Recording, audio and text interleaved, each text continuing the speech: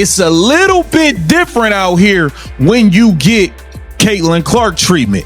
It ain't so easy peasy getting to play one-on-one, getting to just do your thing how you want to do it, when you want to do it. Okay, this is wild. The mask is off, the charade is finished, and the so-called prophecy has collapsed. The WNBA's desperate attempt to manufacture a next Caitlin Clark just blew up in front of a national audience. Paige Bueckers, the media's hand-picked darling, the supposed heir to Clark's throne, the one hyped as the savior of women's basketball, just got hit with a brutal reality check hand delivered by the Seattle Storm. And let's be clear, this wasn't just a stumble. This was an exposure session. A reminder that hype melts quickly when it collides with the cold truth of WNBA-level defense. Let us know down in the comments below if you believe in the Paige Bueckers hype. The first time Let's we go. saw Paige, was the first time we saw Paige really get guarded. This is where we saw what is going to happen in year 2. This is the scout report. This is the scout report. Needs to be out there on Paige Bueckers. Needs to be out there on Paige Bueckers. Once the Dallas Wings get good, these Dallas Wings are going to get good at some stage. This was the game where I'm like, okay, we can. For months, the narrative has been spoon-fed like it came straight from a PR playbook. Paige Bueckers was the chosen one, the inevitable torchbearer who would follow in Clark's footsteps and somehow surpass her. The media couldn't get enough of it, endlessly pushing the idea that Paige was rewriting the sport faster than Clark ever did. They pumped her up with endless headlines, painting her as the flawless package, poised, cerebral, efficient. The elevation of one Paige Bueckers. Oh, she's better than Caitlin Clark. I mean, stab me in the eye with a spoon, for Christ's sakes.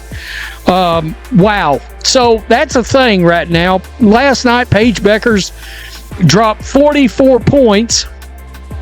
And we're going to look at a video that just dissects and exposes a lot of that shit, let me tell you. It exposes a lot of stuff involving Paige Bueckers getting special. Remember when even Paige's old coach Gino Arima said this about Caitlin Clark? It set the tone of how everyone treated, or should I say mistreated, and doubted Clark from the start. And Diana said it best. This kid's in for a rude awakening. And they all jumped over her, but they didn't read the whole thing that she said. But nobody's printing. You know, Diana Taurasi was right. This kid's on the wrong team. She's got the wrong skill set to handle the physicality of that league. And she's a rookie. And if you're a WNBA player, if you're any kind of player, you're going to say... Paige snagged the stat of being the fastest player to 200 points and 50 assists, edging Clark's pace by a single game. That little nugget had analysts foaming at the mouth, screaming about how polished she was, how ready she looked compared to Caitlin. The hype train was chugging full speed with ESPN happily selling first-class tickets. But here's the thing about hype. It only survives until reality slaps it in the face. And reality wears Seattle Storm green. Dubbed Divas Kat Engelbert is breathing a sigh of relief. Her pretend friends in the mainstream media, they are trying to crown a new star. If the media has it their way, this could potentially be the new face of pretend basketball. And it's not just the woke media. There are even some in conservative media who are voluntarily biting into the shit sandwich. Headline at Outkick: "No Caitlin, no problem. Paige Bueckers can save the WNBA season." Fresh off her overblown crowning moment, that 44-point outburst against the Sparks, Paige strolled into Seattle like she was still at her coronation parade. The problem? The Storm weren't rolling out red carpets. They rolled out traps, contests, and physicality. What followed wasn't a coronation. It was a demolition. Off in a game against the Los Angeles Sparks, scoring 44 points, but the craziest part about that was her shooting percentage. She shot over 80% from the field, and I tweeted about that, and I was like, that's actually insane. Give props where they are due. Shooting over 80%, scoring 44 points is actually insane. But with this game, like, Paige Bueckers she put on a masterclass in scoring, and I think with that, these are some big numbers. Paige finished with just 11 points. Not 11 in the first half. Not 11 in the opening quarter. No, 11 for the entire game on a horrific 2 for 111 shooting night with 0 assists and a measly 2 rebounds. That box score read less like future superstar and more like a sympathy line for player who got lost on the court. Coach Noel Quinn of Seattle even called it before tip-off. Time to see if this princess can handle the Caitlin Clark treatment. Spoiler alert, she couldn't. She folded. The game, you said it's going to be important to be physical with like Paige Bueckers. Can you talk about the defensive game plan for Dallas and like how your team was able to hold them to their fewest points of the season? Yeah, it started, with our attention to detail with Paige. I thought, Slim was very physical, stayed in her space, and the actions that we guarded her in, we were very aggressive, showed multiple bodies, and kind of, made her hesitant to use the ball screen a little bit. I thought we rotated well. And here's where it gets fascinating, because while Paige was wilting under one night of real defensive pressure, Caitlin Clark has been living in that storm for over a year. She's the player who didn't just shake up the league, she redefined it. And what has she gotten in return? Treatment that would make NFL linebackers nod in approval. The receipts are brutal. 17% of all flagrant fouls in the 2024 WNBA season were committed against Caitlin Clark alone. That's not basketball. That's open season targeting. Bueckers got Caitlin Clark treatment for the first time in her career, and it looked bad.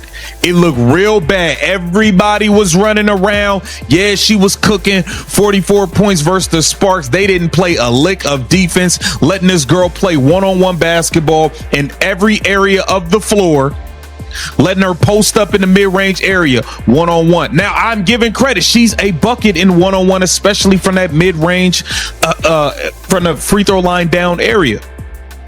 But this is the first time we watch teams actively be persistent about taking away her spots and what she wants. Look no further than the Chicago Sky, who made it a personal hobby to body Clark.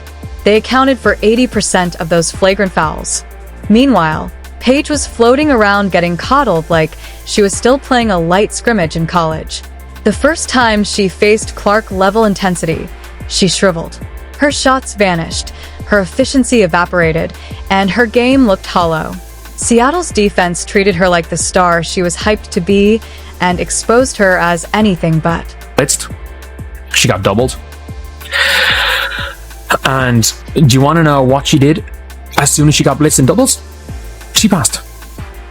Paige Bueckers, look, she played decent amount early in the game. The game was kind of over and she got subbed out. Paige Bueckers shot 7. The media, of course, had been parading her shooting percentages like gospel. Paige's smooth 47. 4% clip was trumpeted endlessly, contrasted against Clark's rookie 41. 7%. They sold it as undeniable proof that Paige was more polished. But here's what they conveniently skipped. Clark was taking the hardest shots in the league while absorbing hits that barely even drew whistles. Paige's pretty numbers came off soft defense and wide open looks. When she was finally guarded like a star, those numbers collapsed instantly. 2 makes on 11 attempts. That's not efficiency. That's a mirage dissolving the second it's tested. Meanwhile, Clark continues to torch defenses designed to break her. She takes contested threes from 28 feet, drives through hacks, shrugs off elbows, and still delivers highlight reels that sell out arenas. Her resilience makes Paige's struggles look even more glaring. Clark has proven she can take punishment and still perform at a generational level. Paige got one taste of that pressure and vanished. Bueckers, let me ask you this. How did it feel to be blitzed and played 94 feet before you even get a chance to bring the ball up court like your name was Caitlin Clark, aka my precious Cece? You didn't like that, huh? You hear me? You out there was looking like you was about to cry. Yeah, so what do your fans have to say now? Excuse me, where are you Paige Bueckers fans at? That's y'all MVP and face of the league, right? She's boring. She's not good enough. She gets special treatment. But understand, she kept getting blitz after blitz after blitz. Let's not sugarcoat what we saw.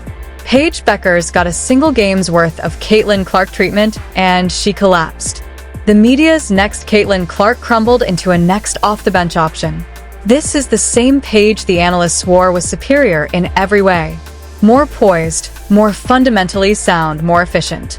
Yet, when the spotlight got hot and the defense got physical, she looked lost. That's the difference between hype and history. And Caitlin Clark has been writing history since day one. Paige Bueckers, she's just another name on the long list of players who couldn't handle the weight of Clark's shadow. The numbers, the film, and the narrative all tell the same story. Paige Bueckers isn't the heir to Caitlin Clark. She's a product of the media hype machine that finally got unplugged. When the Seattle Storm exposed her, they didn't just hand her a bad game. They ripped the curtain back on an illusion the WNBA and ESPN have been desperate to sell since Clark's arrival changed everything. And once fans saw the truth, the hoax collapsed. How the WNBA played against Caitlin Clark in terms of the defensive strategy, in terms of the other basketball teams around the WNBA, what they did against Caitlin Clark versus how they've handled Paige this year. Everybody wants to act like Paige is so much better than Caitlin. They're certainly not playing defense on Paige the way they played on Caitlin. They're certainly not attacking her with unnecessary fouls the way they attacked Caitlin with unnecessary fouls last year. So in the 2024 season, there were 35 flagrant fouls called. Caitlin Clark received 17% of the entire season's flagrant fouls, 17%. I mean, we've seen all the injuries, we've seen all the fights, the MMA fights that the WNBA players have gotten into this year. There haven't been